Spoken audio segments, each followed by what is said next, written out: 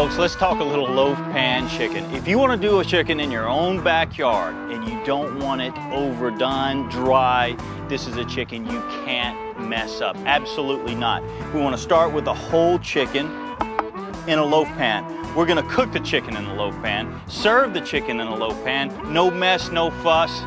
Very simple. Let's start out with 3/4 cup of applesauce and 3 tablespoons of Worcestershire sauce. We want to dump it in and just mix it around. That gives us a nice moisture that when we pour it over the chicken, it encapsulates around the chicken. When we cook it, you cannot dry this bird out. Just a nice even coverage. Now let's just drop it in the pan. Next is my dry rub and seasoning blend. So what we have here is 1 tablespoon of turbinado sugar, 2 1/4 teaspoons of paprika, 1 1/2 teaspoon of black pepper, 1 1/2 teaspoon of garlic salt, 3/4 of a teaspoon of celery salt, 3/4 of a teaspoon of salt, 1/4 teaspoon of cumin, 1/4 teaspoon of coriander. That's it. We want to mix this up. We want to do an even coverage all over the chicken.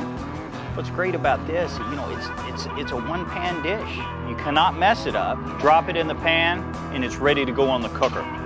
We want to go away from the coals, away from the heat, indirect heat, 300 degrees for about 2 hours before that chicken is perfectly done. Let's check on that loaf pan chicken. Wow, does that not look good? Look at the moisture of that chicken and the color.